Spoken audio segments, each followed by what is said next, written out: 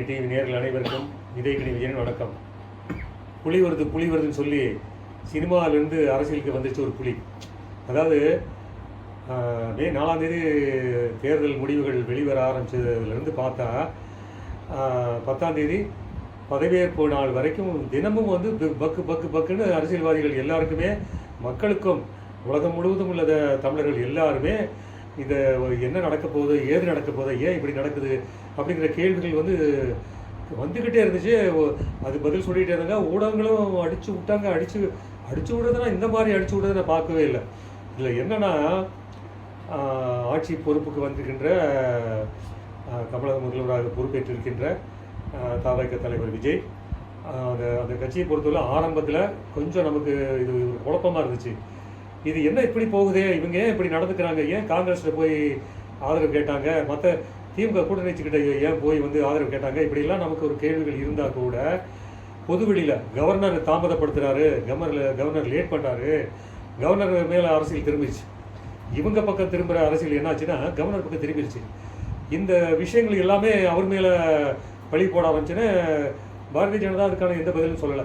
Governor, அதாவது மத்திய பாரதிய ஜனதா அரசின் அவங்களுடைய ஒரு ரெப்ரசன்டேட்டிவ் தான் கவர்னர். அது பொதுவாக உள்ள விஷயம், நடைமுறையில் உள்ள விஷயம்.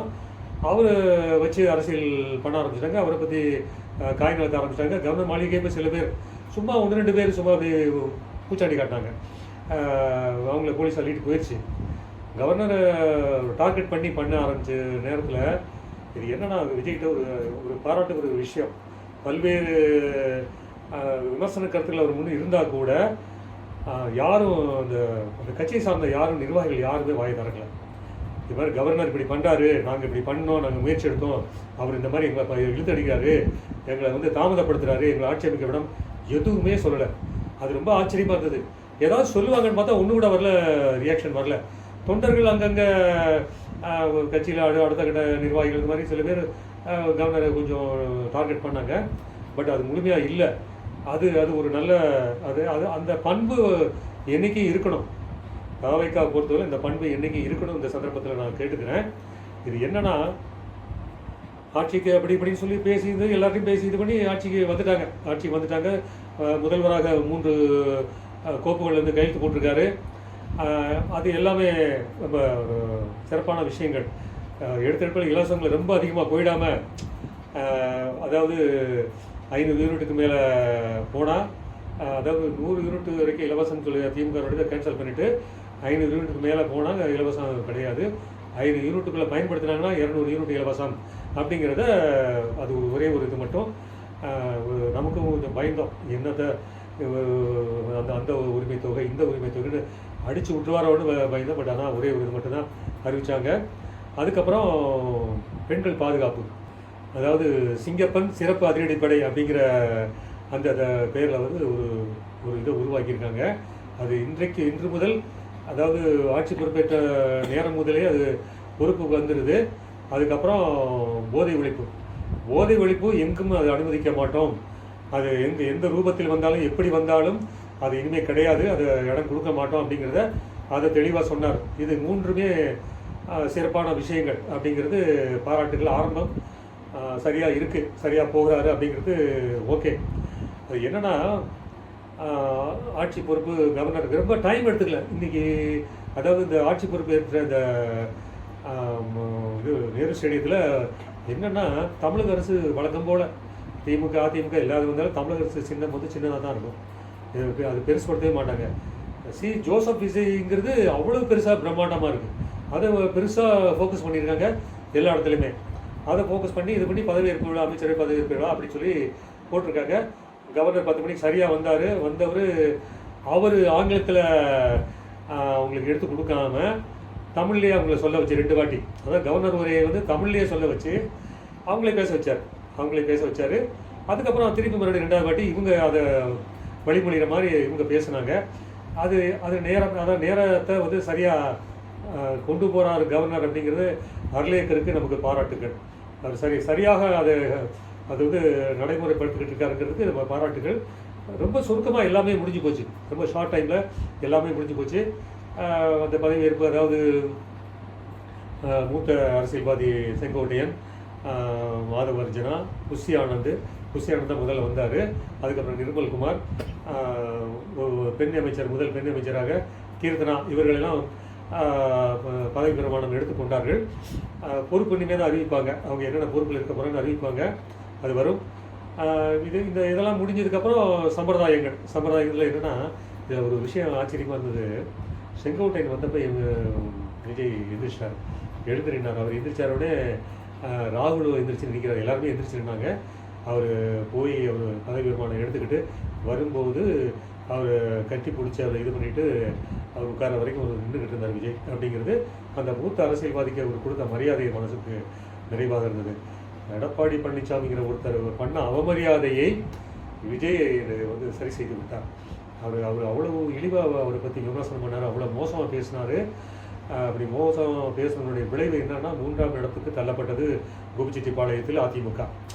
அதை ஈடுகட்டி விட்டார். இன்றைக்கி அந்த அவமானத்திற்கு ஈடுகட்டி விட்டார். மக்கள், அந்த கோபிச்செட்டிப்பாளையம் மக்கள் அதை சரி பண்ணாங்க. அது விஜயும் அதை சரி பண்ணியிருக்காரு. அது நமக்கு மனசுக்கு ஒரு ஆறுதலாக இருந்தது. அதிமுகலேருந்து போனவருக்கு கிடைச்ச அந்த மரியாதை, அவங்க அதிமுகலேருந்து அந்த கட்சிக்குள்ளே இருக்கிறவங்க எப்படி இருக்காங்களோ எனக்கு தெரியல, வெளியில் போனால் அவங்களுக்கு எல்லா மரியாதையும் கிடையாது. திமுகவில் போனால் அவங்களுக்கு பெரிய மரியாதை. திமுகவில் டாமினேட் பண்ணுறதே அதிமுகலேருந்து அவங்களுடைய அந்த அமைச்சர்களாக இருந்தவங்க தான், அவங்க தான் டாமினேட் பண்ணாங்க. அது என்னமோ தமிழன் எங்கே சென்றாலும் சிறப்பாக இருப்பான், தமிழ்நாட்டில் தான் சிறப்பாக இருக்க மாட்டாங்கிற ஒரு குறை இருக்கும். அது பார்த்தா அரசியலே அப்படி இருக்குங்கிறது நமக்கு வியப்பாக இருக்குது. அது ஒரு நிறைவான விஷயம். நிறைவாக விஜய் ஏற்புரை வழங்கினார், பேசினார்.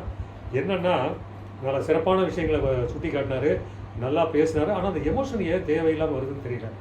ஒரு முதலமைச்சராக பொறுப்பெடுத்ததுக்கப்புறம் அந்த ஒரு பக்குவம் வரணும், அந்த ஒரு தன்மையாக பேலன்ஸ் பண்ணி பேசணுங்கிறது அரசியல் மேடையில் பேசுன மாதிரியே இன்னைக்கு பதவியேற்பு விழாவிலேயே அவர் பேசியிருக்காரு. என்னென்னா, எமோஷன் ஒரு பக்கம் இருக்கட்டும், அதாவது அது ஒரு மேடை நாகரிகம் ஒன்று இருக்குது. அதாவது அரசு விழா முதல் முறையாக அது கலந்துக்கிற விழா, பதவியேற்பு விழா, அதில் அரசியல் தேவையே இல்லை. எதுக்கு அரசியல் பேசுகிறார் அதில் போய்? அதாவது அந்த பண்பு வளர்த்தது திமுக, அதுக்கப்புறம் அதிமுக. ஆனால் எம்ஜிஆர் ஒருத்தர் தான் அந்த பண்பிலிருந்து விலகி அவர் அரசு விழாக்களில் அரசியல் பேசக்கூடாது என்ற மரபை கடைபிடித்தவர் எம்ஜிஆர் மட்டுமே. அவர் ஒருத்தர் தான் அதை மெயின்டைன் பண்ணார். எப்படின்னா, இதை விஜய்க்கு தெரிஞ்சுக்கணும், இதை விஜய்க்கு தெரிஞ்சு கூட இருக்கிறவங்க இவர் சொல்லிக் கொடுக்கணும். என்னென்னா, 77 அவர் முதலமைச்சராக பொறுப்பேற்க போகிறார். பொறுப்பேற்றது ராஜாஜி காலில் இருக்கும்போது கவர்னர் என்ன சொன்னாரோ அது மாதிரி பதவி பிரமாணம் எடுத்துக்கொண்டார். பதவி பிரமாணம் எடுத்துக்கொண்டு அவங்க என்ன சொன்னாங்களோ செஞ்சுட்டு பதவியாக பொறுப்பேற்றுக்கொண்டு நேர மக்கள்கிட்ட வந்தார். அண்ணா சாலையில் இருந்த மக்களை சந்தித்து, அங்கு திரண்டிருந்த லட்சக்கணக்கான மக்களை சந்தித்து அவர்களுக்கு நன்றி தெரிவித்து அங்கு அரசியல் பேசினார். அந்த இடம் தான் அரசியலுக்கு சரியான இடம் என்று அரசியல் பேசினார். அதுதான் பண்பு. அந்த பண்பை கடைசி வரைக்கும் அவர் எம்ஜிஆர் மெயின்டைன் பண்ணார். அரசு விழாக்களில் அவர் அரசியல் பேசுவதில்லை. ஏதாவது சில விஷயங்களில் அரசு பற்றி இப்படி இது பண்ணுறாங்க, அப்படி இல்லைங்கிறத மறுப்பு வேணால் சொல்லியிருப்பார் இல்லையா, அரசியல் பேசுவது இல்லைங்கிறது எம்ஜிஆர் ஒரு கொள்கையே வச்சிருந்தார். அதுதான் அது அண்ணா கிட்ட இருந்த விஷயம். அண்ணா அரசு விழாக்கள் அரசியல் பேசுறதில்லை, அதை மெயின்டைன் பண்ணார். அதை எம்ஜிஆரும் ஃபாலோ பண்ணார். இப்போ விஜயும் அதை ஃபாலோ பண்ணணுங்கிறது இந்த கூட்டத்தின் வாயிலாக, இந்த கூட்டத்தில் அவர் பேசியதன் வாயிலாக நம்ம சுட்டிக்காட்ட விரும்புகிறோம். என்னென்னா, கடந்த நடந்து முடிந்த ஆட்சியில் பல லட்சம் கோடி கடன் வாங்கியிருக்காங்க. அந்த கடன், அதாவது மிகப்பெரிய கடன் இருக்குது, 10 லட்சம் கோடி அப்படிங்கிற மாதிரி ஒரு இதாக சொல்லிட்டு அது வெள்ளை அறிக்கை வரணும். உள்ளே போனால் தான் என்ன செஞ்சுருக்காங்க, ஏது பண்ணியிருக்காங்க, இதுலேருந்து நம்ம எப்படி நம்ம மீள போகிறோம், என்னவெல்லாம் அதுக்கான வழிகள் பண்ணணும் அப்படிங்கிறதுலாம் போனால் தான் தெரியும். அதை உள்ளே போய் பார்க்கணும். இது அந்த இடத்துல பேச வேண்டிய விஷயம் கிடையாது. அது பேசிகிட்டு இருக்கும்போது என்ன இங்கே அரசியல் பேசுகிறாரு, தேவையில்லையே. இது வெளியில் வேறு இடத்துல பேசியிருக்கலாம், வெளியில் ஊடகங்களை சந்தித்து இதை சொல்லியிருக்கலாம். அதை மாதிரி சொல்லாமல் அந்த மேடையை அவர் பயன்படுத்திக்கிட்டது அது தவறான அணுகுமுறை. அது வெள்ளை அறிக்கை வெளியிடுறது அதெல்லாம் தேவையில்லாத விஷயங்கள். வெளியில் அதை சொல்லுங்கள், வெளியில் சுட்டி காட்டுங்க. இப்போ அதுக்கு பதில் இவர் ஸ்டாலின் பதில் கொடுத்துருக்காரு. ஆனால் ஸ்டாலினும் கொஞ்சம் அடங்கி அடக்கமாக பேசுகிறாரு. அவர் இது ஏன் அவர் போய் சொல்லிக்கிட்டு இருக்காரு. அது நீங்கள் பொருளாதாரத்தை தேத்திக்கோங்க, பொருளாதாரத்தை மேம்படுத்தி அதுக்கான விஷயங்களை பண்ணுங்க, எங்களையே குறை சொல்கிறீங்க, நாங்கள் இதெல்லாம் பண்ணோம் அப்படின்னு சொல்லி அவர் பதில் சொல்லியிருக்கார். அது அவர் என்ன சொல்லணுமோ அதை சொல்லியிருக்கார். ஸோ இது அவசியம் இல்லாத விஷயம், இது ஒரு சர்ச்சைக்குரிய விஷயமா அது மாற்றக்கூடாது. விஜய்ங்கிறது இப்போ இந்த கூட்டத்தில் அவருக்கு கிடைச்ச இந்த அனுபவத்தை சரியாக பயன்படுத்திக்கணும் அப்படிங்கிறத நம்ம சொல்கிறோம். அதாவது ஒரு விஷயம் அவர் தன்னை சொல்லிக்கிட்டார், இந்த ஆட்சியை பொறுத்தவரையில் ஒரே பவர் சென்டர் நான் தான், ஒரே பவர் சென்டர் விஜய் தான், ரெண்டாவதோ மூணாவதோ இணை பவர் சென்டர் துணை பவர் சென்டர் அது மாதிரி எதுவுமே கிடையாது. அப்படி யாராவது அதாவது இருக்காங்க, இவர் இருக்காரு நமக்கு கூட இருக்கோம் அப்படின்னு சொல்லி யாராவது தவறாக அப்படி முடிவெடுத்து தவறாக செயல்படுவதை நினைச்சாங்கன்னா அது இன்னைக்கு கூட முடிச்சுக்கோங்க. அது கிடையாது, அதுக்கு இடம் கொடுக்க மாட்டான் அந்த விஜய் அப்படிங்கிற மாதிரி அவர் ஒரு விஷயம் ரொம்ப ஸ்ட்ராங்காக சொன்னார். அது ஓகே தான், அவர் சொன்னது ஓகே தான். அவர் யாரையெல்லாம் இன்டைரக்டாக சுட்டி காட்டாருங்கிறது நம்ம அதுக்குள்ளே போக வேண்டாம், பேர் சொல்லாதெல்லாம் நம்ம அதுக்குள்ளே போக வேண்டாம். கடந்த காலத்தில் நடந்த பவர் சென்டர்கள் எப்படியெல்லாம் பவர் சென்டர்கள் செயல்பட்டதுங்கிறத நம்ம பார்த்துருக்கோம். என்னென்னா அதாவது பணம் கொடுத்து ஒரு பவர் சென்டராக இருந்த பிரசாந்த் குஷர் ஒருத்தர் இருந்தார், பிரசாந்த் கிஷோர்னு. கடந்த முறை திமுக ஆட்சி வருவதற்கு துணை போனவர், ஆட்சி வருவதற்கு காரணமாக இருந்தவர். அது மாதிரி ஒரு பவர் சென்டர் இன்றைக்கி விஜய் அதாவது நேரு ஸ்டேடியத்துக்குள் நுழையும் போது காரை விட்டு இறங்கும்போது இவர் நம்ம தலைமைச் செயலாளர் மற்ற டிஜிபி எல்லாம் வந்து ரிசீவ் பண்ணுறாங்க. ரிசீவ் பண்ணும்போது இவர் விஜய்க்கு பின்பக்கம் ஒருத்தர் நின்னார், தாடி வச்சு குறுந்தாடி வச்சுக்கிட்டு ஒருத்தர் நின்றுக்கிட்டு இருந்தார். அது யாருன்னு பார்த்தா அதாவது ஜெகதீஷ் பழனிசாமிங்கிறது அவர் கூடவே விஜய் கூடவே இருக்கிறவர். விஜய்க்கு எல்லாமே அவர் தான் மாஸ்டர் பிளான், மிஸ்டர் பிளான், எல்லா பிளானும் அவர் தான். அந்த மாதிரி அவரை பற்றி அதிகமாக இன்றைக்கி தான் 2 நாளாக வெளியே வந்துக்கிட்டு இருக்கு ஊடகங்களில். விஜய் இந்த அளவுக்கு டெவலப் ஆகிறதுக்கு அதாவது இன்ஸ்டாகிராம் மூலமாக, வாட்ஸ்அப் மூலமாக, குரூப் மூலமாக, சோஷியல் மீடியா மூலமாக இவ்வளோ தூரம் அவர் டெவலப் ஆகிறதுக்கு காரணமே ஜெகதீஷ் பழனிசாமி தான் அப்படிங்கிறத இழுத்து விடுறாங்க, அடித்து விடுறாங்கன்னா இவ்வளவு தூரம் அவங்க பாடுபட்டுருக்காங்க. விஜயனுடைய ரசிகர் மன்றங்களை பூராத்தையும் அவங்களுடைய கண்ட்ரோலில் கொண்டு வந்து, அதாவது என்னதுன்னா ரூட்டுன்னு ஒரு அமைப்பு உருவாக்கி அந்த அமைப்பின் மூலமாக இவ்வளோ தூரம் பண்ணியிருக்காங்க, இவ்வளோ தூரம் செஞ்சுருக்காங்க அப்படிங்கிறத புள்ளிவர கணக்காக எல்லா விஷயமும், அதாவது சத்தியம் டிவியில் வந்தது, இந்துல வந்திருக்கு, இந்தியா டுடேயில் வந்திருக்கு, எல்லாமே வந்துக்கிட்டு இருக்கு. அது வந்துக்கிட்டே இருக்குது. அவரை பற்றி விசாரித்தப்போ ஒரு விஷயம் உண்மை தெரிஞ்சு வந்தது. இப்போ விஜய் இருக்கிற வீட்டுக்கு 4வது வீட்டில் தான் இருக்கார் ஜெகதீஷ் பழனிசாமி. அவர் வந்து படத்தயாரிப்பாளர் கூட. அவரோட பின்னணியை பற்றி விசாரித்தப்போ படத்தயாரிப்பாளர் கூட மாஸ்டர் படத்தை ப்ரொடியூஸ் பண்ணது அவர் தான், ஃபைனான்ஸ் பண்ணது வேறு, ப்ரொடியூசர் அவர் தான். ரிவால்வர் ரிட்டர்ன் இப்போது கீர்த்தி சுரேஷ் நடித்து வெளிவந்தது இல்லையா, அந்த படத்தை ப்ரொடியூஸ் பண்ணது ஜெகதீஷ் பழனிசாமி. விஜய் சேதுபதிக்கு ஒரு பெரிய ஒரு திருப்புமுனையாக உருவாக்குச்சு மகாராஜா, அந்த படத்தை தயார் பண்ணதும் ஜெகதீஷ் பழனிசாமி தான். இவருடைய ஆரம்பம் எப்படின்னா, அதாவது ஜிவி பிரகாஷ், மியூசிக் டைரக்டர் ஜிவி பிரகாஷனுடைய, அதாவது நடிகர் ஜிவி பிரகாஷ், அவருக்கு எல்லாமுமாக கூடவே இருந்தவர், அவருக்கு மாஸ்டர் பிளான் மாதிரி இருந்தவர் ஜெகதீஷ் பழனிசாமி.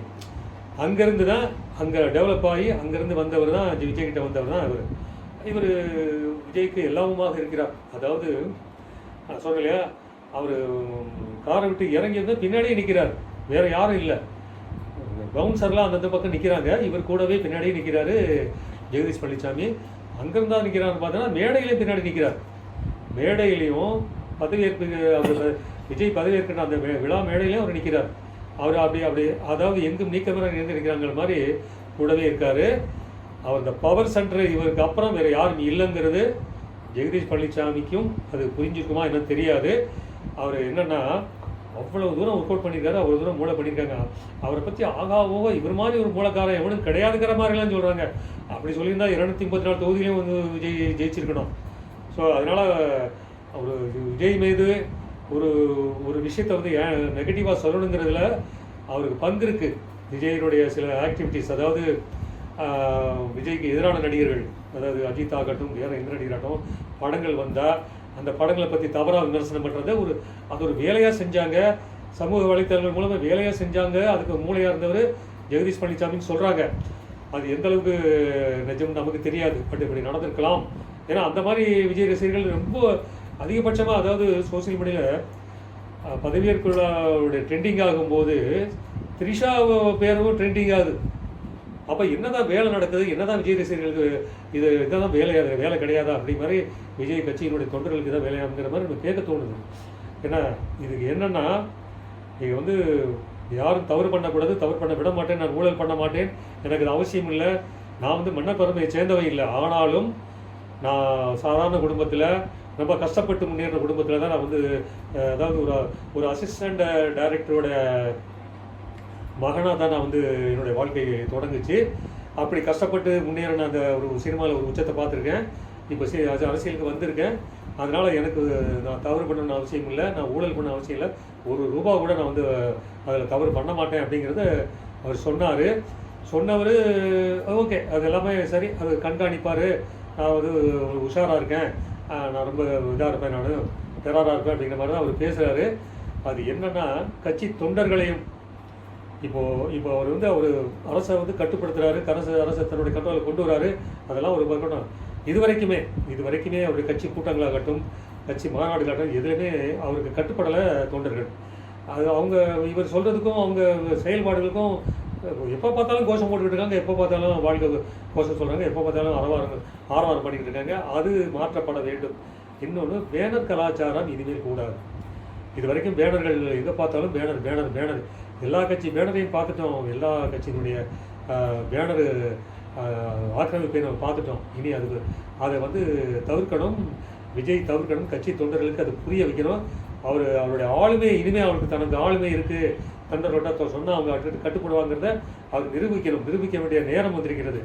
அதுக்கப்புறம் வந்து கொண்டாட்டங்கள், அதாவது எங்கே பார்த்தாலும் கொண்டாடுறது, இது பண்ணுறது, அது என்ன, தமிழன் வந்து கொண்டாட்டத்திலேயே ரொம்ப பழகி போனவனுங்க. எப்போ பார்த்தாலும் சீரியல் பார்த்துக்கிட்டு இருக்காங்க, எப்போ பார்த்தாலும் டிவியை பார்த்துக்கிட்டு இருக்காங்க. எது நடந்தாலும் நேரம் வந்து கொண்டாட்டத்துக்குள்ளே அதிகமாக செலவிடுற ஒரு தமிழ்நாடாக மாறி இருக்குது. அந்த மாறுறதுக்கு காரணமும் இங்கே உள்ள அரசியல் சூழ்நிலைகள், இங்கே உள்ள அரசியல் தலைவர்கள், அதெல்லாம் ஒன்று. அப்புறம் இன்னொன்று என்னென்னா, காவல் நிலையங்களில் வந்து கட்சிக்காரர்கள் யார் போனாலும் அதில் உள்ளது நியாயம் இருந்தால் அதை எடுத்துக்கொள்ளும், தவறு இருந்தால் அதை தைரியமாக தட்டி கேட்க வேண்டும் அப்படிங்கிறத வந்து காவல்துறைக்கு விஜய் அறிவுறுத்த வேண்டும். இன்றைக்கி வந்து அதிமுக திமுக ரெண்டுமே காவல்துறை செயல்பட முடியாமல், காவல்துறை சரியாக இயங்காமல் பல்வேறு தவறுகளுக்கு காரணமான, அதாவது தூத்துக்குடியில் 2 பேர் இறந்து போனாங்களே, எவ்வளோ பெரிய பிரச்சனைகள் நடந்துச்சு, எவ்வளோ பெரிய போலீஸ்க்கு எவ்வளோ பெரிய அவமானம், அந்த காவல்துறை அதிகாரிகள் அத்தனை பேருமே தூக்கு தண்டனை கொடுத்து அது ஒரு பக்கம் இன்னும் முடியாமல் இருக்குது, அந்த பிரச்சனை முடியாமல் இருக்குது. ஸோ இவ்வளோ தூரம் காவலர்கள் வந்து மாசுபட்டு போகிறாங்க, கெட்டு போகிறாங்கன்னா காரணம் அரசியல் தலையீடு எல்லா இடத்துலையும் இருந்ததுனால, அரசியல்வாதிகள், அரசியல் நிர்வாகிகள், அரசியல் அமைச்சர்கள் இவங்கெல்லாம் அவங்கள தவறாக பயன்படுத்துறதுனால தான் காவல்துறை மாறி போச்சு. கருணாநிதி அவரோட சொன்னார், காவல்துறையின் ஈரல் கெட்டு போச்சு. அதாவது ஜெயலலிதா முதல்வராக இருந்தபோது சொல்கிறாரு, காவல்துறையில் ஈரல் கெட்டு போச்சு. காவல்துறை ஈரலை கெடுத்ததே கருணாநிதி தான். அப்படி வந்தது. அதெல்லாம் சரி பண்ணது எம்ஜிஆர். காவல்துறை விஷயத்தை பொறுத்தவரை சரி பண்ணது எம்ஜிஆர். அவர் உத்தரவு போட்டார், என் கட்சிக்காரர்கள் இருந்தாலும், யாராக இருந்தாலும், என் குடும்பத்தைச் சேர்ந்தவர்கள் யாராக இருந்தாலும், காவல்துறையில் யாராவது தவறான விஷயத்துக்கு வந்து எடுத்துகிட்டு வந்தாங்க, தவறான விஷயத்துக்கு கொண்டு போனாங்க, அதிகார அத்துமீறல் பண்ணுறாங்க, தன்னுடைய கட்சி பொறுப்பை வந்து தவறாக பயன்படுத்துகிறாங்க அப்படிங்கிற மாதிரி தெரிஞ்சதுன்னா எந்த காரணத்தை கொண்டு அவங்களுக்கு ஆதரவு தெரிவிக்கக்கூடாது. அவங்கள் மீது புகார் வந்தால் தாராளமாக நடவடிக்கை எடுக்க, அதுக்கு எந்த வகையிலும் நான் வந்து அவங்களுக்கு துணை போக மாட்டேன், காவல்துறை துணை போகக்கூடாது அப்படிங்கிறது கடுமையாக உத்தரப்பட்டார். அதில் என்னாச்சுன்னா, திமுக சார்பு சில காவல்துறை அதிகாரிகள் அதிமுக காரங்களே அடித்தாங்க, அதிமுக காரங்களே மேலே தண்டனைக்கு உள்ளாக்கினாங்க. அதாவது வேணுமனை பழிவாங்கிற விஷயங்கள் நடந்துச்சு கருணாநிதியோட தூண்டுதில்லை. அதெல்லாம் பார்த்துட்டதுக்கப்புறம் தான் என் கட்சிக்காரங்க மேலேயே, அவங்க தவறு பண்ணாதவங்க மேலேயே நீங்கள் பண்ணுறீங்களா அப்படின்னு சொல்லி தான் எம்ஜிஆர் கோபமுற்று கத்தி வச்சுக்கோங்கன்னு சொல்லி 1986 ஜூலை மதுரையினுடைய அனைத்துலக எம்ஜிஆர் மன்ற மாநாட்டில் அவர் உத்தரவு போட்டார். அந்த காரணம்தான். எல்லா இடத்துலையுமே திமுக காரங்க இருக்காங்க. இல்லை, திமுக காரங்களை வச்சுக்கிட்டு எம்ஜிஆர் ஆட்சிக்கே பல கெடுதல்கள் பண்ணியிருக்காரு கருணாநிதி. அப்படி ஒரு, அதாவது யார் ஆட்சிக்கு வந்தாலும் கெடுதல் பண்ணுறதுங்கிறது ஒரு திமுகவுடைய ஒரு பண்பாகவே மாறி போச்சு. அந்த பண்புக்கு இனி புதிதாக முதல்வர் பொறுப்பெடுத்துக்கொண்ட விஜய் வந்து இடம் கொடுக்கக்கூடாதுங்கிறது இதன் வாயிலாக நாம் வந்து கேட்டுக்கொள்கிறேன். அது மாதிரி கொடிகளை கட்டிக்கொண்டு எல்லா இடத்துலையும் வச்சு அதை வச்சு அத்துமீறல் பண்ணுறது, அதை வச்சு அதிகார துஷ்பிரயோகம் பண்ணுறது, இதுக்கெல்லாம் விஜய் இடம் கொடுக்கக்கூடாது. இப்போது முதல்வராக பதவியேற்ற இந்த நாளில் எங்கே பார்த்தாலும் இந்த தாவைக்கரோட கொடிகள் எங்கே பார்த்தாலும் பறந்துகிட்டு இருந்தது. முதல் நாள் என்பதால் அதை வந்து நம்ம பொருட்படுத்த வேண்டாம். ஆனால் இனிமேல் எங்கே பார்த்தாலும் யார் போனாலும் எந்த வழியில் போனாலும் கொடியை கட்டுறதுங்கிறது கலாச்சாரத்தை வந்து மாற்றணும். அந்த அந்த விஷயம் மாறினா தான் தமிழ்நாடு நல்லாயிருக்கும். தமிழ்நாடை வந்து எவ்வளோ தூரம் துஷ்பிரயோகம் பண்ணணும், எவ்வளோ தூரம் வந்து அது வந்து கெடுக்கணுங்கிறத திட்டம் போட்டு, அதாவது குட்டுத்தனமாக கண்மூடித்தனமாக திமுகவும் எம்ஜிஆருக்கு அப்புறம் வந்து அதிமுகவும் செயல்பட்டுருக்காங்க. அது ஒன்று. இன்னொன்று, இவர் முதல்வர்ங்கிற முறையில் வந்து அவர் கோட்டைக்கு போகிறதோ இல்லை வேறு எங்கேயும் போகிறதானோ கான்வாய் விஷயத்துக்காக மக்களை போக்குவரத்து நிறுத்தப்படக்கூடாது. இப்போ ஒரு விஷயம் கேள்விப்பட்டோம். அதாவது அவர் குடியிருக்கிற அந்த பகுதியிலேருந்து ஒரு ஹெலிகாப்டர் தளம் ஒன்று உருவாக்கி ஹெலிகாப்டர்லேயே அவர் கோட்டைக்கு போகிறது, தூரமான இடங்களுக்கு போகிறத வந்து அவர் பண்ணிக்கிட்டாலும் நல்லது. மக்களை போக்குவரத்து துன்பத்திலிருந்து அவர் விடுபடணும், மக்களுக்கு துன்பத்தில் இருக்கக்கூடாது அப்படிங்கிற மாதிரி ஒரு விஷயம் சொல்லுங்கள். அது நல்ல விஷயந்தான், அது சரியாக இருக்கும். அந்த மாதிரி பண்ணிட்டா நல்லது. இல்லைனா ஒவ்வொரு முறையும் அவர் வெளியேறும்போது திரும்பி வரும்போது எல்லாமே போக்குவரத்து பிரச்சனைகள் போலீஸுக்கு மிகப்பெரிய தலைவலி. போலீஸுக்கு இதில் என்னன்னா, சில பேர் அதிகார அந்த பதவிக்கு அந்த பதவி சுகத்துக்கு ஆட்பட்டவங்க அதிகாரிகள்லாம் இவங்களை கவரணுங்கிறதுக்காக எல்லா அட்டூழியம் பண்ணுறாங்க. அது கருணாநிதியிலேருந்து ஆரம்பிச்சிது. இவங்க கருணாநிதி போனாங்கன்னா போக்குவரத்து நிறுத்துறது, ஜெயலலிதா போனாங்கன்னா அது ஜெயலலிதா வந்து கொஞ்ச நாள் அடிமையாயிட்டாங்க. அதுக்கப்புறம் அவங்க கொஞ்சம் போக்கை மாற்றிக்கிட்டாங்க, அந்த இதை மாற்றிக்கிட்டாங்க. அது மாதிரி இல்லாமல் எடப்பாடி பழனிசாமி அதை பண்ணார். எடப்பாடி பழனிசாமி நிறையா பண்ணியிருக்கார். ஜெயலலிதாவே மிஞ்சிட்டார், கருணாநிதி மிஞ்சிட்டார். எடப்பாடி பழனிசாமி போக்குவரத்து கண்ட இடத்துலலாம் போக்குவரத்து நிறுத்துறது, எங்கெங்கெல்லாம் போனாரோ அங்கங்கெல்லாம் நிறுத்துறது. அவர் என்ன ஆளுமை உள்ள தலைவர், அவருக்கு போய் போக்குவரத்து நிறுத்து. இதெல்லாம் போலீஸ் அதிகாரிகளுடைய அவர் விரும்பினாரு. போலீஸ் அதிகாரிகள் கொஞ்சம் துஷ்பிரயோகம் பண்ணாங்க. அந்த துஷ்பிரயோகம் இனிமேல் நடக்கக்கூடாதுங்கிறது இதன் வாயிலாக நம்ம சுட்டி காட்டிக்கிறோம். விஜய் எல்லாருக்குமே நன்றி சொன்னார். மேடையில் நன்றி சொல்லும்போது, அதாவது குட்டீஸ்க்கு ஸ்பெஷல் தேங்க்ஸ் சொன்னார். இந்த அங்கிள் வந்து என்றைக்கும் உங்களுக்கு வந்து நான் சப்போர்ட்டாக இருப்பேன், நீங்கள் இந்த அங்கிளை நம்பலாம் அப்படிங்கிற மாதிரி சொன்னார். என்னென்னா, அது ஒரு தவறான அணுகுமுறை. அதாவது சின்ன பசங்க குழந்தைங்களை வச்சுக்கிட்டு குடும்பங்களில் குழப்பம் விளைவிச்சு ஓட்டு வாங்க வச்ச அந்த ஒரு வேலை வந்து ஒரு நீதி அரசரே அது ஒரு தவறான அணுகுமுறைன்னு சுட்டிக்காரு. இனி அந்த தவறு இனிமேல் நடக்கக்கூடாது. இனி இது வரைக்கும் நடந்தது இருக்கட்டும், இனி அந்த தவறு நடக்கக்கூடாது. இனி வருகின்ற உள்ளாட்சி தேர்தல், அதுக்கு எந்த தேர்தல் வந்தாலும், அந்த பாராளுமன்ற தேர்தல் வந்தாலும் இது மாதிரி விஷயங்களை விஜய் அந்த வழியில் பயணம் பண்ணக்கூடாது. நீங்கள் மக்களுடைய நம்பிக்கையை பெறுங்கள், மக்களுக்கு நம்பிக்கைக்குரிய திட்டங்களை தீட்டுங்கள். அதன் வாயிலாக மக்கள் நம்பிக்கையை பெற்று நீங்கள் ஓட்டுகளை பெற வேண்டும். அப்படி தான் வரணும். வேறு குறுக்கு வழிகளில் வேறு அந்த வழிகளில் போகக்கூடாது அப்படிங்கிறத இதன் வாயிலாக நம்ம சொல்ல விரும்புகிறோம். அப்புறம் ஒரு விஷயம் என்னென்னா, 1967 பராபரம் ஆண்டு, அந்த 67 பராபரம் ஆண்டு சித்திரை மாதம் அண்ணா பொறுப்பேற்றார். 67க்கு அப்புறம் திரும்ப இப்போது விஜய் முதல்வராக பொறுப்பேற்கின்ற நாள் சித்திரை மாதம் பராபரம் ஆண்டு. ஸோ ஒரு அதிமுகவை அதுக்கப்புறம் கடந்து வந்திருக்கின்ற முதலமைச்சர், முதல் கட்சி தாவேக விஜய். ஸோ இது மாதிரி வந்திருக்கு. அது எப்படி வருது இப்போ எப்படி போகுதுங்கிறது நம்ம பார்க்கணும். ஸோ அந்த அண்ணா தொடங்குனது சரியாக தான் தொடங்கினார். அதுக்கப்புறம் அவரோட மறைவுக்கு அப்புறம் தான் எல்லாமே மாறிச்சு. இவரும் அது மாதிரி ஒரு சரியான அணுகுமுறையில் போகணும். அண்ணா ரொம்ப எளிமையாக ஆட்சி பண்ணார். ஏழை மக்களுக்காக திட்டங்கள் தீட்டினார். அதுக்கப்புறம் எம்ஜிஆர் ஏழை மக்களுக்காக திட்டங்கள் தீட்டினார். ஏழை மக்களுக்காக வாழ்ந்த தலைவர் அவர். அது மாதிரி ஏழைகளுக்காக வாழ வேண்டும். அதாவது மதம் சார்பற்றது, எனக்கு இந்து முஸ்லீம் கிறிஸ்தவர் எல்லாரும் ஒன்று தான். நான் யாருக்காகவும் நான் வந்து பாகுபாடு பார்க்க மாட்டேன். அதே மாதிரி சிறுபான்மையினருக்கும் நான் வந்து அவங்களுக்கான முன்னேற்றத்துக்கான எல்லா விஷயங்களும் நான் பண்ணி கொடுப்பேன் அப்படிங்கிற மாதிரி ஒரு பொதுவான விஷயத்தை சுட்டி காட்டியிருக்காரு.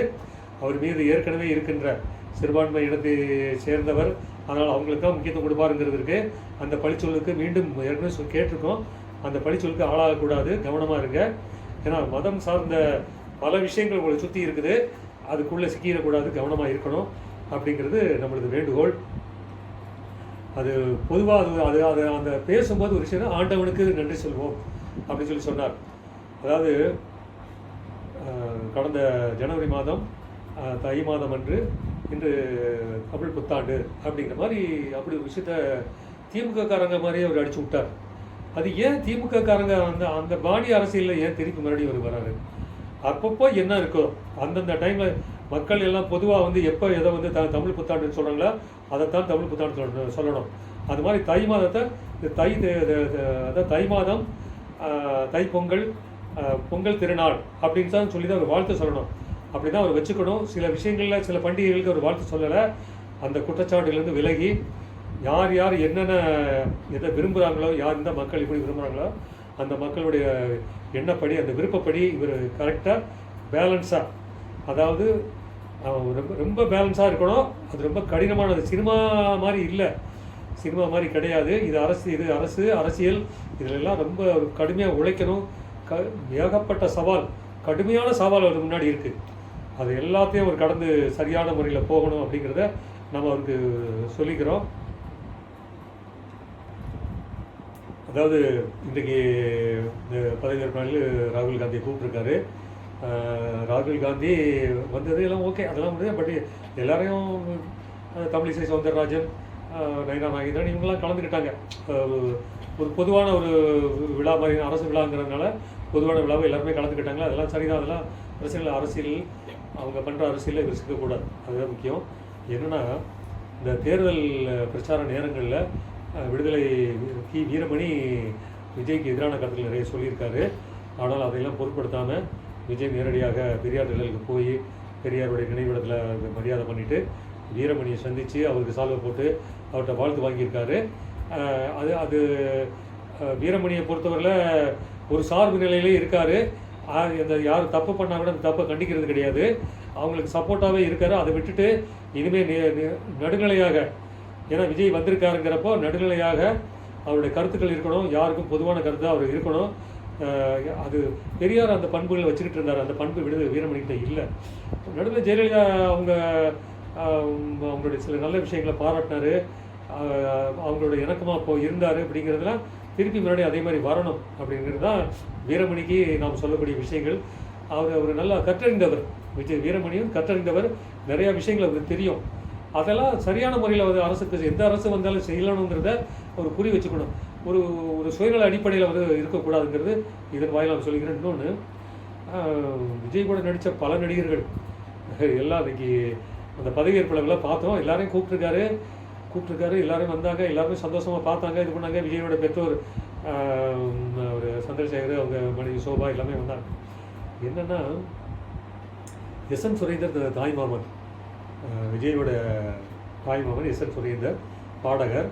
அதாவது சோபா அவங்களுடைய சகோதரர் பாடகர். அப்போ பல்வேறு விஷயங்கள் அவர் நல்ல ஒரு கலைஞர். நிறைய பேருக்கு டப்பிங் வாய்ஸ் எல்லாம் கொடுத்துருக்காரு. நடிகர் மோகனுக்கு அவர் தான் டப்பிங் வாய்ஸ் கொடுத்துரு. அவரை காணும். அது மாதிரி சோபாவோட சிஸ்டர் காணும். இவங்கெல்லாம் இப்போ பல பேர் காணும். குடும்பத்தில் உள்ள தாய், அதாவது மகன் மகள் இவங்களெல்லாம் காணும். அது குற்றமாக நம்ம எடுத்துக்க வேண்டாம். அது அவங்க பர்சனல் மேட்ரு அப்படிங்கிறத நம்ம விட்டுறலாம். நம்ம நடிகர் சங்கம் சம்மந்தப்பட்டவங்களை காணும். யாரையும் பார்க்க முடியல. அது என்னடா வியப்பாக இருந்தது. நடிகர் சங்கத்துக்கு கண்டிப்பாக அவங்க கலந்துட்டு இருக்கணுமே. ஒரு முக்கியமான முதல் விழா அப்படிங்கிறப்ப, அதாவது 6 மணிக்கு 6:30 மணிக்கு கவர்னர் மாளிகையில் உத்தரவு வந்திருக்கு. காலையில் 10 மணிக்கு முதல்ல 3:30 மணின்னு சொன்னாங்க. அதுக்கப்புறம் 10 மணிக்கு மாற்றிட்டாங்க. அந்த 10 மணிங்கிற அந்த டைம் இருக்கும்போது அதுக்குள்ளே அத்தனை பேரை ரீச் பண்ணியிருக்காங்க. அத்தனை பேரை கொண்டு சேர்த்துருக்காங்க. 5000 பேருக்கு தான் QR கோடு போட்டு வந்து அவளுக்கு அழைப்புதல் உண்டு அப்படிங்கிற மாதிரி பண்ணியிருக்காங்க. அவ்வளோ வேலை துரிதமாக பண்ணியிருக்காங்க. அது ஹார்ட் ஒர்க்கு தான். பெரிய இந்த ஷார்ட் டைமில் இத்தனை பேரை கொண்டு வந்து சேர்க்கறதுக்கு சாதாரண விஷயம் இல்லை. முதல்ல QR கோடு உள்ளவங்கள தான் அலோவ் பண்ணான்னு இருந்துச்சு. அப்புறம் பப்ளிக் அலோவ் பண்ணிட்டாங்க. 5000 பேர் இருக்க வேண்டிய இந்த கூட்டம் பின்னாடி பார்த்தீங்கன்னா ஃபுல்லாக ஆகிடுச்சு. 12,000 பேர் வந்து ஃபில் பண்ணிட்டாங்க. ஜனங்கள் ஃபில் பண்ணிட்டாங்க. ஸோ அந்த நேரத்தில் முடிவெடுத்து அதை சரியாக போலீஸ் அத்துமீறல் எதுவும் இல்லாமல், போலீஸ் கெடுபிடி இல்லாமல் பொதுமக்களை அனுமதித்தது அந்த செயல் பாராட்டுக்குரியது. இதுவே வந்து இது அப்படியே மெயின்டைன் ஆகணும் அப்படிங்கிறத நம்ம சொல்லிக்கிறோம். நடிகர் சங்கத்தில் விசாரித்தப்போ ஏதோ அவங்க வேலை இதில் வந்து இது ஷார்ட் டைமில் வந்து நமக்கு கூப்பிட தோணாமல் போயிருக்கோம், அதனால் தவறாக எடுத்துக்க வேண்டாம் அப்படின்னு சொல்லி அந்த நடிகர் சங்கத்தில் முக்கிய நிர்வாகிகிட்ட பேசும்போது ஒரு கருத்தை சொன்னார். பரவாயில்ல, அதாவது பரவாயில்லைங்கிறாங்க. பரவாயில்ல, அது பரவாயில்ல. ஆனால் நம்ம நடிகர் சார் நம்ம இனத்தை சார்ந்த ஒருத்தர் வந்து பொறுப்பில் வந்திருக்காரு, நம்ம மகிழ்ச்சி தான் அப்படின்னு சொல்லிட்டு அவங்க வாழ்த்து சொல்லியிருக்காங்க. இவங்க அழைக்காட்டா கூட இந்த நிகழ்ச்சிக்கு விஜய் முதல்வராக பொறுப்பேற்பதற்கு வாழ்த்து சொல்லியிருக்காங்க 4வது முதலமைச்சர். அதாவது எம்ஜிஆர், ஜெயலலிதா, ஜானகி அம்மா, அப்புறம் விஜய் அப்படிங்கிற 4வது முதல்வராக வந்ததுக்கு எங்களது வாழ்த்துக்கள் அப்படின்னு சொல்லியிருக்காங்க. அப்படி பார்த்தா இது 6வது தான் சொல்லணும். அண்ணா சினிமாவிலேருந்து வந்தவர் தானே, கருணாநிதி சினிமாவிலேருந்து வந்தவர் தானே, ஸ்டாலின் சினிமாவில் 7வது, அப்படி 7வது சொல்லணும். ஸ்டாலின் சினிமாவில் இருந்திருக்காருல, சினிமாவில் நடிச்சிருக்காருல, இவ்வளோ பேரையும் சொல்லலாமே. ஸோ அதை நம்ம சொல்லிடுவோம், அவங்க சொல்லாடல நம்ம சொல்லிடுவோம். ஸோ இப்படி வந்திருக்காங்க அப்படிங்கிறது வாழ்த்து சொல்லியிருக்காங்க. ஸோ இதெல்லாம் ஈஸியாக எடுத்துக்கிறாங்க.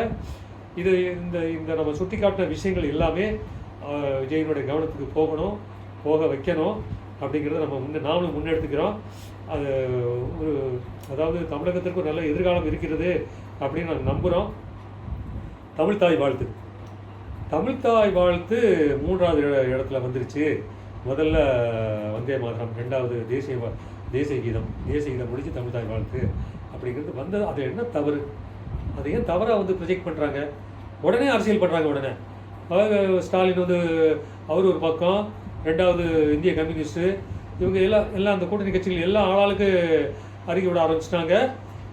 இது வந்து தமிழ்நாட்டுக்கு தமிழர்களுக்கு அவமானமாக, நீங்கள் தமிழர்களுக்கு பண்ண அவமானத்தை விட, நீங்கள் தமிழர்களுக்கு பண்ண துரோகத்தை விட, நீங்கள் தமிழர்களுக்கு பண்ண அட்டுழித்தை விட, கொள்ளையடிச்சதை விட இவர் எதுவும் இப்போ தானே வந்திருக்காரு. இது ஒன்றும் தப்பு பண்ணிடல. தமிழ்தாய் வாழ்த்து சொல்லலைன்னா தான் பிரச்சனை. தமிழ்தாய் வாழ்த்து பாடியிருக்காங்க. ஒரு நடைமுறை இன்னைக்கு வந்து நடந்திருக்கு. அதில் தவறு கிடையாது. 2021 ஸ்டாலின் முதல்வராக பொறுப்பேற்ற போது பன்வாரிலால் புரோஹித் அவர் கவர்னராக இருக்கார். அப்போது ஃபஸ்ட்டு வந்தது தேசிய கீதம் தான். முதல்ல வந்து பாடப்பட்டது தேசிய கீதம். தேசியத்துக்கு அப்புறம் தான் தமிழ்தாய் வாழ்த்து. அப்போயே அந்த குரல் எழும்பலை, அதுக்கப்புறம் என் குரல் எழும்பாமல் போச்சு. அப்போயே பண்ணிருக்க வேண்டியதானே? என்ன அரசியல் பண்ணுறீங்க? உங்களுக்கு ஏதாவது கிடைக்கலன்னா ஏதாவது ஒரு விஷயத்தை பிடிச்சிக்கிட்டு தொங்கிட்டு கிடக்கிறது. நீங்கள் தமிழகத்திற்கு, நீ தமிழனுக்கு பண்ண அவமானத்தை விட, கொடுமையை விட இனிமேல் யாரும் செய்ய முடியாது, செய்ய விட மாட்டோம், உங்களையும் இனிமேல் செய்ய விட மாட்டோம் அப்படிங்கிறத நம்ம இந்த சந்தர்ப்பத்தில், இது வந்து ஒரு குடிமகனாக, ஒரு ஊடகவியலாளர் அல்லாமல் ஒரு ஒரு ஒரு அதாவது ஒரு மக்களில் ஒருத்தனா இந்த குரல் வந்து நம்ம எழும்பணும். மக்கள் இதை பற்றி யோசிக்கணும், மக்கள் சிந்திக்கணும். இது மாதிரி விமர்சனங்களை மக்கள் இடம் கொடுக்கக்கூடாது. சமூக வலைத்தளங்களில் இவங்களுக்கு சரியான பதிலடி கொடுக்கணும். என்ன தமிழ்தாய் வாழ்த்து அந்த அந்த அமைப்பை ஒட்டுமொத்த பாடல் வரிகளே மாற்றினவர் கருணாநிதி. அதை எடுத்து தினமணியில் அந்த விஷயத்தை எடுத்து முதல்ல அவங்க தான் தினமணி தான் அம்பலப்படுத்தினது. இப்படிப்பட்ட அந்த வரிகள் தனக்கு சாதகமாக இல்லை அப்படிங்கிற காரணத்தினால கருணாநிதி அதில் சில வரிகளை வந்து கட் பண்ணிட்டார். அதுக்கப்புறம் உள்ள இதுதான் தமிழ்தாய் வாழ்த்தா வந்துச்சு. ஸோ தமிழுக்கு நீங்கள் இவ்வளவு இழிவுபடுத்துறதை விட இனிமேல் யார் இழிவுபடுத்த முடியுமா? பேசுகிறாங்க பாருங்கள், என்னென்னலாம் பேசுகிறாங்க. ஸோ இவ்வளோ விஷயங்கள் வந்திருக்கு. விஜய் இதை கண்டுகொள்ளக்கூடாது, இதற்கு அவர் வந்து ரியாக்ட் பண்ணக்கூடாது, இதை புறந்தள்ளி விட்டு ஒரு அடுத்த கட்ட பணிகளை இறங்கணும் அப்படிங்கிற நம்ம கேட்டுக்கிறோம். இதில் இந்த விஷயம் தமிழ்தாய் வாழ்த்தை பற்றி சொல்லும்போது இன்னொரு முக்கியமான விஷயத்த சொல்லணும். அதாவது கருணாநிதி அதை பாதியாக்கினாரு, அதை குறைச்சாரு அப்படிங்கிறது ஒரு பக்கம் போக, அதாவது வந்தே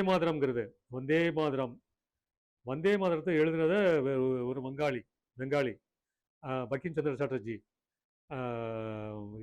தேசிய கீதத்தை பண்ணது வந்து ரவீந்திரநாத் தாகூர், அவரும் பெங்காலி. அதாவது பெங்காலி வந்து வங்காள மாநிலம், அதாவது ஒரே மாநிலமாக இருந்தப்போ அவங்கெல்லாம் உருவாக்கின அந்த நல்ல விஷயங்களை பின்னாடி வந்த காங்கிரஸ் அரசாங்கம் அதை வந்து செதைச்சிட்டாங்க. வந்தே மாதரங்கிறது பாதியாக்கிட்டாங்க. அந்த பாடல் விஷயங்களே வந்து பாதியாக்கிட்டாங்க.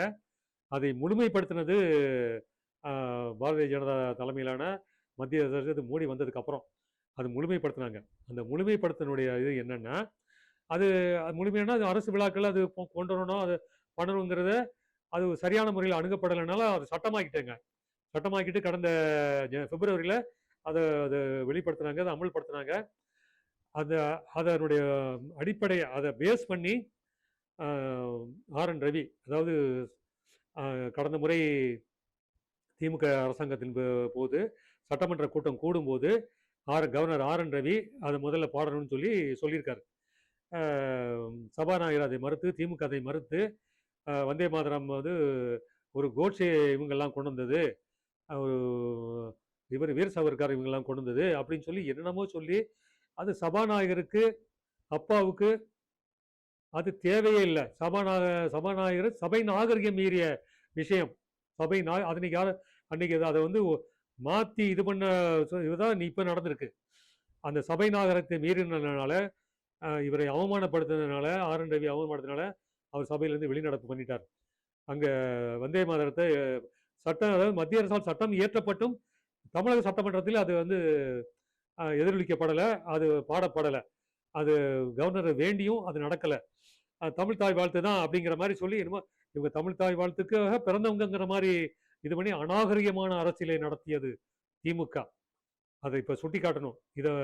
இதை வந்து இவர் முழுமைப்படுத்தி கொண்டு வரணுங்கிறத அண்ணாமலை வெளிப்படுத்தியிருக்கார். ஸோ இப்படி பல்வேறு விஷயங்கள் இந்த இந்த காலகட்டத்தில் நடந்திருக்கு. ஸோ இந்த அரசியலுக்குள் இது போன்ற திமுக சார்ந்த இந்த மாதிரி அரசியலுக்குள் விஜய் சிக்கக்கூடாது என்பதை மீண்டும் நாம் கேட்டுக்கொள்கிறோம். தமிழ் தாய் வாழ்த்து பற்றி நான் பல விஷயங்களை சுட்டி காட்டினதோட இப்போ அடுத்த 2 விஷயத்தை சொல்ல வேண்டியிருக்கு. என்ன விஷயம்னா, கடந்த மார்ச்சில் ஆர்.என். ரவிக்கு பதிலாக வந்த புதிய ஆளுநர் ராஜேந்திர விஸ்வநாத் அர்லேக்கர் அவர் பதவியேற்பு விழா கவர்னர் மாளிகையில் நடந்தது. அதான் மக்கள் பவன் சொல்கிறாங்க. இப்போ ராஜ்பவனுங்கிறத இப்போ மக்கள் பவன் சொல்கிறாங்க. அங்கே நடந்த அந்த விழாவில் முதல்ல இசைக்கப்பட்டது தேசிய கீதம், அதுக்கப்புறம் தான் தமிழ் தாய் வாழ்த்து. அந்த விழாவில் முதல்வர் ஸ்டாலின் கலந்துக்கிட்டார். எந்த விமர்சனமும் செய்யலை. ஏன்னா அது அன்னைக்கு அந்த விஷயம் அப்படியே போயிடுச்சு. அது மரபுப்படி நடந்த விஷயம். இப்போ இங்க வேறு ஸ்டேடியத்தில் நடந்த விஷயத்த இப்போ ஒரு சர்ச்சைக்குரியது ஆக்கினதுக்கு இவங்க நம்ம தாவைக்கா சார்பில், அதாவது புதிய அரசாங்கத்தின் சார்பில் கருத்து சொல்லாமல் இருக்கிறது நியாயமாக இருக்கும், நாகரிகமாக இருக்கும் அப்படின்னு நம்ம நினைச்சோம். நம்ம அதை குறிப்பிட்டோம். ஆனால் இவங்க பயந்துட்டாங்க, மிரட்டல் அரசியலுக்கு பயந்துட்டாங்க. தாவைக்காவினுடைய புதுசாக பொறுப்பேற்றிருக்கிற அமைச்சர் ஆதவ அர்ஜுனா ஒரு விளக்கம் சொல்லியிருக்காரு. அதுக்கு மறுத்து இனிமே வந்து இந்த மாதிரி செய்ய மாட்டோம்னு சொல்லியிருக்காரு. ஏன்னா ஒரு நாள் கூட நிலைக்கலைங்க. அவங்களுடைய வீரமும் வேகமும் விவேகமும் ஒரு நாள் கூட நிலைக்கல. அதாவது 24 மணி நேரம் கூட வேண்டாம், 12 மணி நேரம் கூட நிலைக்கல. அந்த விஷயத்தை சுட்டி காட்டுறேன். என்ன சொல்லியிருக்காருன்னா, முதலமைச்சர் பதவியேற்பு விழாவில் தமிழ் தாய் வாழ்த்து 3வதாக ஒலிக்கப்பட்டதில் தாவேகா அரசுக்கு உடன்பாடு இல்லை, இப்படி சொல்றாரு. ஏன்னா ஆதவ அர்ஜுனா விளக்கம் சொல்லியிருக்காரு. அது என்னன்னா, அடுத்து சொல்றாரு, அவரு உறுதிமொழி சொல்றாரு. அதாவது இனி முந்தைய நடைமுறைப்படி முதலில் தமிழ் தாய் வாழ்த்தும் நிகழ்ச்சியின் இறுதியில் தேசிய கீதமும் இசைக்கப்படும் என உறுதி சொல்றார் ஆதவ அர்ஜுனா. இனிமே வந்து முதல்ல தான் தமிழ் தாய் வாழ்த்துன்னு சொல்றாரு. இது என்ன, இதுல முன்ன வந்தாலும் சரின்னா பின்னாடி வந்தாலும் எது வந்தாலும் ஒண்ணுதான், மரியாதை தான். அதுல இது முதல்ல வந்துச்சு, இது பின்னாடி வந்துச்சுன்னு என்ன அரசியல் இது என்ன நடைமுறை, இது என்ன மரபு, எனக்கு ஒன்றும் புரியல. இது இப்படியே போய்கிட்டு தான் இது. அதாவது மாநிலத்தில் எந்த விஷயத்தையும் இவங்க அமைதியாக வந்து செய்ய விட மாட்டாங்க. அதுக்கான மன உறுதியும் தெளிவும் துணிவும் தாவைக்கா கட்சிக்கும் தாவைக்கானுடைய தலைமைக்கும் முதல்வர் விஜய்க்கும் வர வேண்டும். அதான் முக்கியம். நன்றி, வணக்கம்.